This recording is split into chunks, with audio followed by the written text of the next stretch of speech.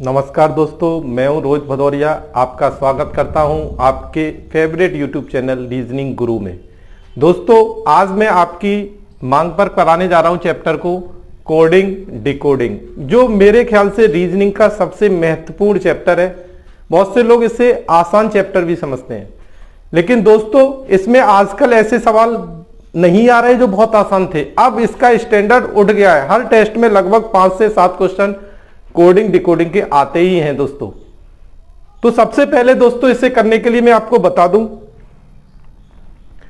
आप पूरी English alphabet लिख लेते हैं और लिखने के बाद आप उनके ऊपर उनके सारे जितने भी डिजिट हैं उनके ऊपर उनकी गिनती डाल देते हैं कि कौन सा अल्फाबेट किस नंबर पे आता है। जैसे ए बी सी डी मैंने पूरा लिखा और उसके ऊपर 1 2 3 4 5 डाल दिया। ऐसे ही मैंने बैक होके डाल दिया 1 2 3 4 5, जिसकी जरूरत आपको रीजनिंग के करीब 3-4 चैप्टरों में पड़ती है इस अल्फाबेट की जरूरत। तो दोस्तों इसे बहुत से लोग तो धीरे धीरे क्या करते हैं, याद कर लेते हैं, प्रैक्टिस से याद हो जाता है। बहुत से लोगों ने क्या है, इसे याद करने के लिए कुछ फार्मूले बना रखे हैं। लेकिन दोस्तों मैं आपको बिल्कुल सही बता दूं, जब आप पे समय पेपर का प्रेशर होता है तो सारे फार्मूले हम भूल जाते हैं। इसे करने का सबसे बढ़िया तरीका यही है, जो आज से पहले भी ये फेमस तरीका था। आपके सामने पेपर आए, आप पेपर के ऊपर लिख लेते हैं ये नंबर। पेपर शुरू होने से पहले ही आपको मिल जाता है। और अगर आपका ऑनलाइन परीक्षा है तो आपको एक कोरा पेपर मिलेगा, उस पर आप ये नंबर लिख के पूरा डाल के रखिएगा। ये सबसे बढ़िया तरीका होता है, क्योंकि जब हम पेपर शुरू करते हैं तो जब समय का प्रेशर पड़ता है तो फिर हमें फार्मूला ध्यान नहीं रहता, हम सब फार्मूले भूल जाते हैं और जो हमारे सामने लिखा है बस वो ही ध्यान रह जाता है। तो एक तरीके से आप ऐसे लिख सकते हैं और लिखने के बाद बड़ी आसानी से कर सकते हैं। और इसकी एक टेबल और होती है दोस्तों, ऐसे कर सकते हैं आप, जैसे A B C D E F G H I J K L M, फिर यहीं से बैक होना है दोस्तों, N O P Q R S T U V W X Y और जेड।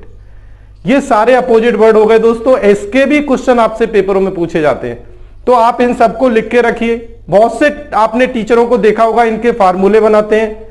जैसे इसका एक बहुत फेमस फार्मूला आपने सुना होगा याद करने का, एक फार्मूला मैं पे भी पढ़ता था तब भी चलता था, लेकिन उसकी जरूरत नहीं। लेकिन फिर भी अगर आप उसे याद करना चाहें तो कर सकते हैं। टेबल को याद करने के लिए एजोरिटी का एक फार्मूला होता है।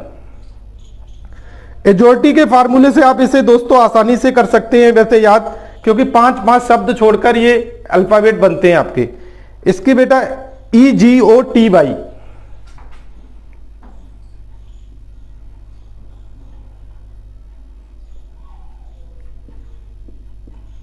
ये एक बेटा सूत्र है, इसको नोट में लिखना और ध्यान रखना। इजोटी का एक फार्मूला होता था, हमारे सामने भी होता था, आसानी से आप इसे कर सकते हैं। जैसे ई है, ई कितने पे आता है दोस्तों, 5 पर। आपने देखा जे कितने पे आता है, 10 पर। आपने देखा ओ कितने पे आता है दोस्तों, 15 पे।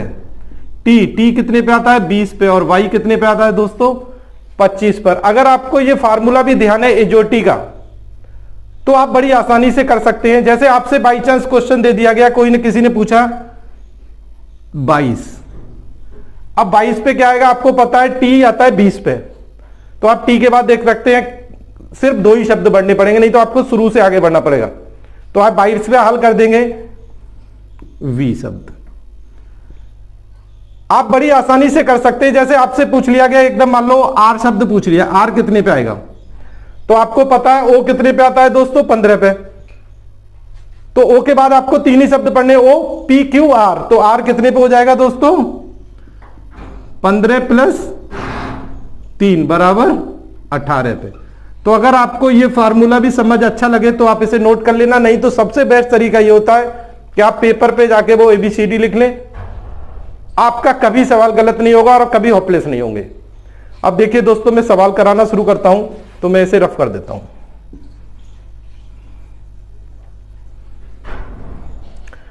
Coding decoding part 1। दोस्तों इसके एडवांस सवाल जो आएंगे वो मैं आपको अगली वीडियो में दूंगा। अभी मैं आपको बेसिक सिखा रहा हूं, क्योंकि बहुत से बच्चे ऐसे हैं जो बेसिक ही नहीं जानते कि इसमें करना क्या है। तो मैं एक एक सवाल हर तरीके का मेन सवाल कराता जा रहा हूं और उसके बाद फिर आप एडवांस वीडियो, जो मेरी एडवांस वीडियो होगी कोडिंग डिकोडिंग की, वो नेक्स्ट वीडियो में आप देखेंगे वो सवाल। देखिए दोस्तों, क्वेश्चन कैसे आते हैं। जैसे आपसे एक क्वेश्चन दे दिया गया, सिंपल सा क्वेश्चन पूछा गया है। मैं बिल्कुल सरल से ही शुरुआत कर रहा हूं दोस्तों।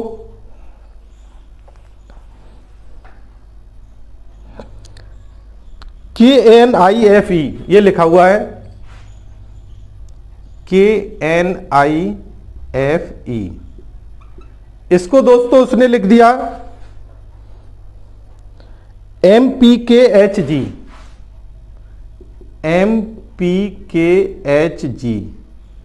फिर आपसे पूछा गया है DTGCF,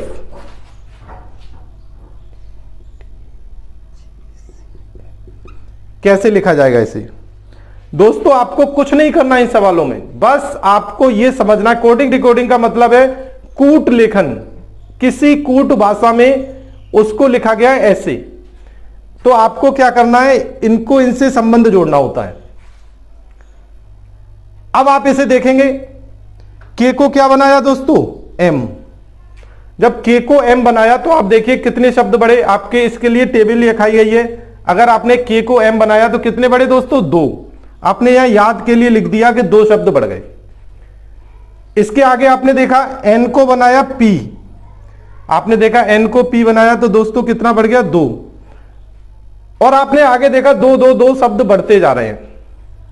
ये इसका प्रश्न है और ये आंसर है। जब आपने देख लिया 2 2 शब्द बढ़ रहे हैं तो आप भी क्या करेंगे, आसानी से सब में 2 2 2 शब्द बढ़ा दीजिए।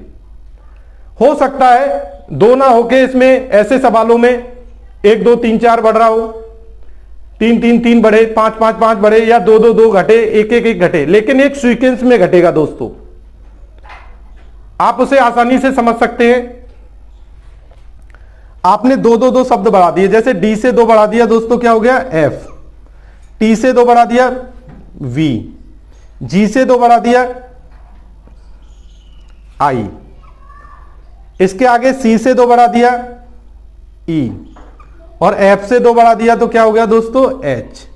आपको कुछ नहीं करना इन सवालों को। मुझे पता है ये सारे सवाल आप लोग जानते हैं, लेकिन फिर भी मैं एक सबसे कमजोर बच्चे के हिसाब से लेके चल रहा हूं, क्योंकि इसकी एडवांस एक्सरसाइज जो आएगी वो नेक्स्ट वीडियो में आपको प्रोवाइड होगी, जो आसानी से आपको बड़े बड़े कठिन जो आजकल आपके सीजीएल वगैरह टेस्ट में आते हैं उनको कराए जाएंगे, लेकिन उनके लिए बेसिक सीखना पहले जरूरी होता है। तो दोस्तों सबसे पहले ये सवाल आप ध्यान रखना, जब भी कभी प्रश्न और आंसर इन दोनों का संबंध आपको पकड़ना होगा। मैंने आपको बताया एक सीक्वेंस में बढ़ता है, या तो 2 2 2 बढ़ रहे होंगे, 3 3 3 बढ़ रहे होंगे, 1 2 3 बढ़ रहे होंगे। ऐसा नहीं हो सकता 2 बढ़ जाए, 5 बढ़ जाए, फिर 11 बढ़ जाए, तो समझना कोई और नियम लागू है इसमें। जैसे आगे सवाल है, देखिए दोस्तों, ये एक तरीके का सवाल हो गया दोस्तों। ऐसे बहुत से सवाल आपकी बुकों में होंगे, तो आप आसानी से उन्हें करके देख सकते हैं। इसके आगे दोस्तों एक क्वेश्चन पूछा गया है,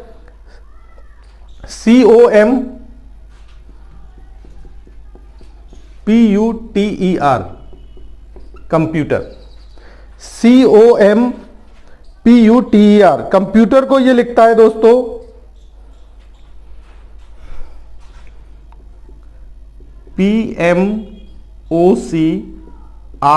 PMOCRETU, ऐसे लिख दिया इसने। अब आपसे ये पूछा है CEL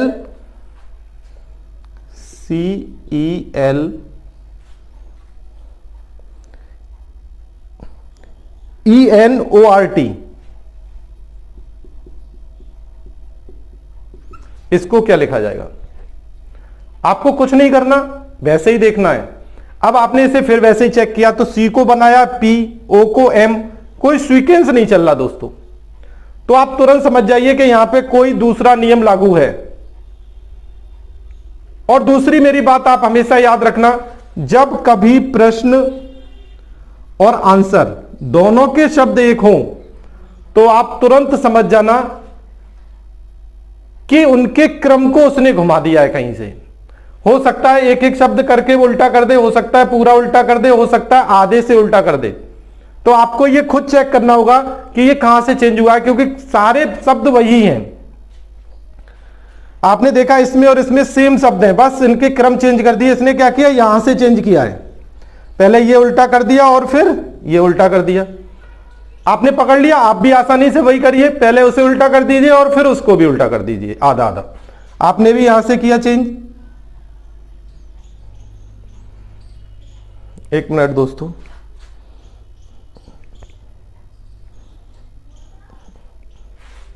ये टी और है इसमें। आपने यहां से चेंज किया, आपने 4 शब्द उल्टे कर दिए, तो ये हो गया ELEC, फिर हो गया TRON। मेरी बात को ध्यान रखना दोस्तों, मैं एक एक तरीके का सवाल कराता जा रहा हूं, इसकी प्रैक्टिस करना आपके हाथ में है, या फिर इसकी एडवांस एक्सरसाइज जब मैं कराऊंगा तो आप खुद समझ जाएंगे। जब भी कभी प्रश्न और आंसर दोनों के शब्द एक हों तो आप तुरंत समझ जाना कि उसके क्रम को ही कहीं घुमाया, कहीं कोई आगे पीछे नहीं किया गया है। हो सकता है ये पूरा उल्टा लिख दिया हो सकता है एक एक वर्ड करके उल्टा लिखे, हो सकता है आधे से लिखे, वो आपको समझ लेंगे जाएंगे आसानी से। मेरी बात को ध्यान रखना, 2 तरीके के सवाल हल हो गए। तीसरा पॉइंट देखिए दोस्तों,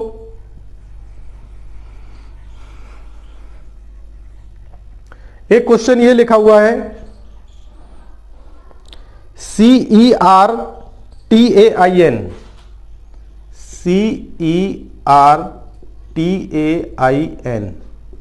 इसको दोस्तों लिखता है ये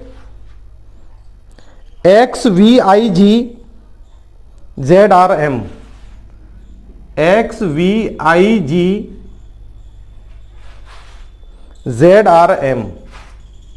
ZRM ऐसे करके उसने लिख दिया है। तो आपसे ये पूछा है इसको कैसे लिखेंगे, MUNDAM,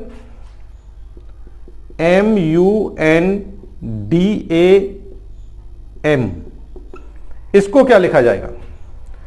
अब आपने दोस्तों फिर देखा, पहली तरीके का सवाल मैंने बताया कि शब्द बढ़ेंगे लेकिन एक सीक्वेंस में बढ़ेंगे, दूसरा बताया कि उसके शब्द उसी में मिल जाएंगे सेम। लेकिन जब ये तीसरा सवाल आपने देखा तो ये डिफरेंट टाइप का फिर आ गया, ना ही इसमें इनके सारे शब्द मिल रहे हैं और ना ही कोई सीक्वेंस चल रहा है, जैसे C को X कर दिया, E को V कर दिया। जब आपने ये 2 तरीके आजमा के देखे तो फिर आप देखिए समझ जाइए कि कोई तीसरा नियम लागू है। तो आपने क्या किया दोस्तों, जैसे ये देखा C को क्या बनाया X, इसका मतलब क्या है कि ये सेकंड टेबल को यूज कर रहा है और अपोजिट वर्ड है। देखो C के नीचे X लिखा हुआ है, E को बनाया V, E के नीचे V लिखा हुआ है। आप तुरंत समझ जाएंगे अगर आपके सामने ये टेबल लिखी होगी कि ये सारे अपोजिट वर्ड हैं। आपको भी बस अपोजिट कर देना है। जैसे M है, M का अपोजिट क्या होता है दोस्तों, N। U का अपोजिट क्या हो जाएगा, F। N का अपोजिट क्या हो जाएगा दोस्तों, M। D का अपोजिट क्या होगा दोस्तों, W। A का अपोजिट होगा दोस्तों Z। M का अपोजिट होगा N। कोई भी सवाल ऐसे 85 सवाल आपसे पूछे जाए, आप दोनों टेबल की मदद से पूरा चैप्टर आसानी से कर सकते हैं। बस सामने आपके होगी तो आप तुरंत समझ जाएंगे। आगे देखिए और टाइप के सवाल आएंगे दोस्तों।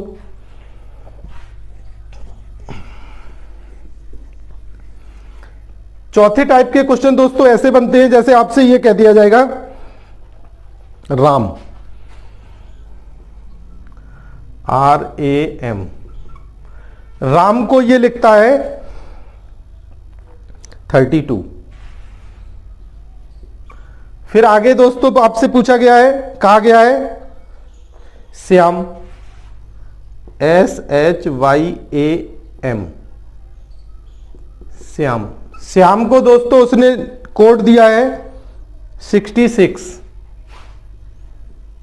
आपसे फिर क्वेश्चन ये पूछा गया है कि श्वेता को कैसे लिखेगा, SWETA, इसको कैसे लिखा जाएगा। अब ये चौथे टाइप का क्वेश्चन है दोस्तों। मेरे बताए हुए खाली आप 7 से 8 तरीके समझ लो, पूरा चैप्टर खत्म। आप ये समझ लो रीजनिंग का एक बहुत बड़ा चैप्टर आपने कंप्लीट कर दिया, जिसके लगभग 7 से 8 क्वेश्चन हर टेस्ट में आते हैं। और आने वाली परीक्षा आपकी फॉरेस्ट गार्ड में ये निश्चित क्वेश्चन आपके पेपर में आने वाले हैं। आपने देखा जब भी कभी किसी वर्ड के आगे इकट्ठी डिजिट लिखी हो तो आप तुरंत समझ जाइए कि इन सारे वर्डों के क्रम को उसने जोड़ा है। क्या किया है दोस्तों, सारे वर्डों के क्रम को जोड़ दिया। इसीलिए मैंने आपकी टेबल के ऊपर ये डिजिट लिखी थी, जिससे कि आपको जोड़ने में दिक्कत ना हो परीक्षा टाइम में। आपने देखा जैसे आर कितने पे आता है दोस्तों, 18 पे। देखिए वो लिखा हुआ 18 पे। एक कितने पे आता है, 1 पे। और एम कितने पे आता है दोस्तों, 13 पे। आपने सबको ऐड किया तो आपने किया 18 और 1 19, 19 और 13 कितना होता है दोस्तों, 32। ऐसे ही आपने इसे देखा, एस कितने पे आता है, 19 पे। एच कितने पे आता है दोस्तों, 8 पे। वाई कितने पे आता है दोस्तों, 25 पे। ए कितने पे आएगा, 1 पे। और एम कितने पे आएगा दोस्तों, 13 पे। जब आप इन सबको ऐड कर देंगे तो दोस्तों कितना टोटल आता है, 66। ऐसे ही बस आप समझ गए, किसी वर्ड के आगे इकट्ठी डिजिट लिखी हो, आपको कुछ नहीं करना, समझ जाइए कि इन सारे शब्दों के क्रम को जोड़े हैं। शब्द आपके सामने लिखे हुए, अंक भी लिखे हैं, आप आसानी से जोड़ सकते हैं। जैसे एस कितने पे आता है, 19 पे। डब्ल्यू कितने पे आएगा दोस्तों, 23 पे। ई कितने पे आएगा, 5 पे। टी कितने पे आएगा, 20 पे। ए कितने पे आएगा, 1 पे। जब आप इन सारे शब्दों को काउंट करेंगे दोस्तों तो टोटल काउंटिंग कितनी होती है, 68, मतलब 68। या फिर आप जोड़ लीजिए 19 और 1 20, 20 और 20 40, 40 और ये 63 और 5 68। कुछ भी नहीं करना, कभी किसी शब्द के आगे अगर डिजिट लिखी हो तो आप आसानी से समझ जाइए कि उन सारे शब्दों के क्रम को उसने जोड़ा है। इसके आगे देखिए दोस्तों,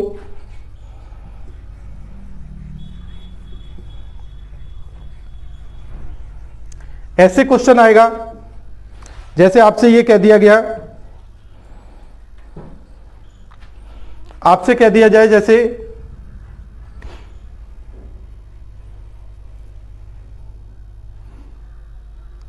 हवा को पानी,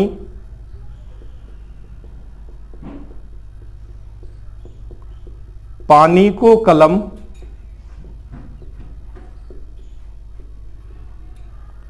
कलम कलम को मेज,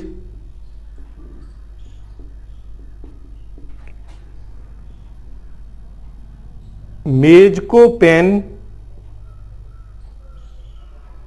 या मेज को मान लो आम,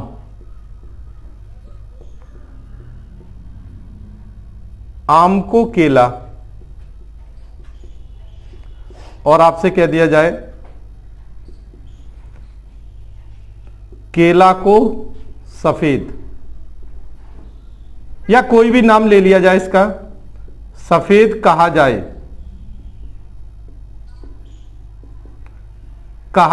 तो आपसे दोस्तों यह कह दिया जाए कि प्यास बुझाने के लिए हमें किस चीज की जरूरत पड़ेगी।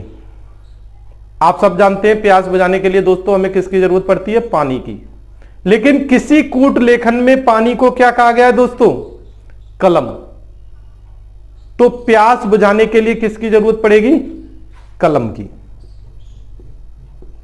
कुछ नहीं करना, बस इसका जो आंसर है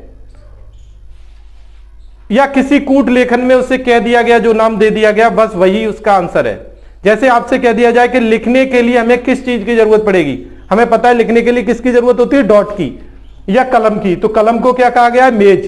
तो लिखने के लिए हमें किसकी जरूरत पड़ेगी दोस्तों, मेज की। मेरे ख्याल से इस सवाल को आप आसानी से कर सकते हैं और 100% ये सवाल आपके पेपरों में आते हैं। एक और देखिए दोस्तों क्वेश्चन बनता है इसी में। अभी मैं आपको पार्ट 1 के ही सारे सवाल करा रहा हूं। इसके 2 पार्ट मैंने बनाए हुए हैं, एक एडवांस कोडिंग डिकोडिंग और एक सिंपल कोडिंग डिकोडिंग। ये उन बच्चों के लिए जो बिल्कुल कुछ नहीं जानते, आसानी से कर सकते हैं, या जो जानते हैं उनका रिवीजन हो जाएगा आसानी से। एक क्वेश्चन बहुत आता है पेपरों में आपके, जैसे आपसे कह दिया गया टिक जिक पिक।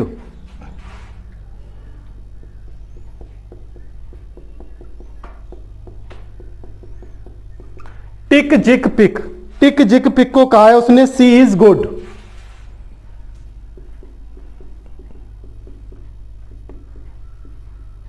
सी इज गुड, ये कूट भाषा में लिख देगा और ये लिखा आएगा दोस्तों। इसके आगे कह दिया गया फिर पिक नी पा,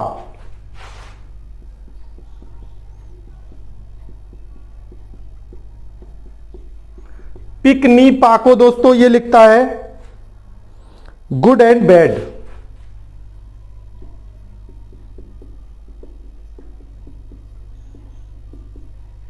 गुड एंड बैड। इसके आगे दोस्तों लिखा है नी सी पिक।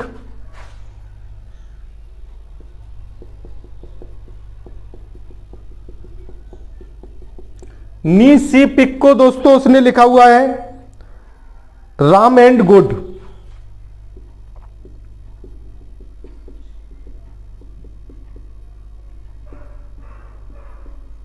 ऐसे करके क्वेश्चन आपसे पूछे जाएंगे दोस्तों, और ये क्वेश्चन जब भी आएगा तो अपने साथ 2-3 क्वेश्चन लेके ही आएगा हमेशा। आपको कुछ नहीं करना होता। जैसे आपसे ये क्वेश्चन पूछेगा, आपसे पूछ लिया उसने गुड का कोड बताइए, तो आपका दोस्तों सबसे पहले काम क्या करना है कि आपने देखा गुड कहां लिखा है। गुड पहले में लिखा हुआ है, गुड दूसरे में लिखा हुआ है, और गुड तीसरे में भी लिखा हुआ है। जब गुड तीनों में लिखा हुआ है दोस्तों, तो निश्चित बात है कि इसके सामने भी तीनों में गुड होगा, या गुड का कोई एक ऐसा वर्ड होगा जो तीनों में लिखा होगा। तो आपने देखा इनमें तीनों में कौन सा लिखा हुआ है, पिक, पिक और पिक। तो दोस्तों गुड का कोड क्या होगा हमारा, पिक। ऐसे करके छांटना, कभी ये गलती मत कर देना जैसे गुड आखिरी में लिखा हुआ है, या बाई चांस आपने देखा गुड आपका पहले पे लिखा हुआ है, या इसमें तो बाई चांस की बात है उसी क्रम पे फंसा हुआ है, लेकिन कभी कभी आगे पीछे भी होता है। तो आप इसे ऐसे करके छांटिए। जैसे आपसे कह दिया जाए दोस्तों एंड का कोड पूछा जाए, अब आपने देखा एंड नीचे के दोनों में लिखा हुआ है, तो आप नीचे के दोनों में देखिए कॉमन कौन सा है, पिक को छोड़कर, क्योंकि पिक तो तीनों में है। तो आपने देखा इसका आंसर क्या होगा दोस्तों, नी। तो एंड का कोड क्या हो गया दोस्तों हमारा, नी। ऐसे ही आपसे पूछ लिया जाए, मान लो सी का कोड पूछ लिया गया, सी, SHE। अब सी आपने देखा सी कहीं नहीं लिखा है, सिर्फ एक में लिखा हुआ है, और इज भी कहीं नहीं लिखा है। जब इन दोनों में से कोई भी अंक नहीं लिखा हुआ है, तो निश्चित बात है कि इन दोनों में से कोई भी, टिक और जिक में से कोई भी वर्ड हो सकता है सी का कोड, क्योंकि क्लियर नहीं हो रहा, ना ही इज कहीं लिखा है, ना ही सी कहीं लिखा है, ना ही टिक कहीं लिखा है, ना ही जिक कहीं लिखा है। तो सी का कोड क्या होगा दोस्तों, टिक या जिक। ऐसे करके आप दोस्तों सारे सवालों को कर सकते हैं। अगर फिर भी आप करने में दिक्कत महसूस करें, अभी मैंने आपको पार्ट 1 कोडिंग रिकॉर्डिंग पार्ट 1 बिल्कुल सिंपल चीज सिखाई है। मैंने हर तरीके का एक एक सवाल करा दिया, जिससे कि आप अपनी बुकों में, मॉडल पेपर में, या मोबाइल में आप लोग अगर पढ़ते हैं तो उससे करके देखिए मेरी तरीके से। इसके पार्ट 2 जो एडवांस एक्सरसाइज है वो मैं आपको नेक्स्ट वीडियो में प्रोवाइड कराऊंगा। अगर इन सवालों में कोई दिक्कत आपको आ रही हो तो आप मुझे कमेंट के जरिए बताइएगा, मैं आपको नेक्स्ट वीडियो में सॉल्व कराऊंगा। दोस्तों मेरी वीडियो अगर आपको पसंद आ रही हो तो लाइक, शेयर और कमेंट जरूर करिएगा, और मैं आपको ऐसे ही आगे वीडियो और प्रोवाइड कराता रहूंगा। थैंक यू, जय हिंद।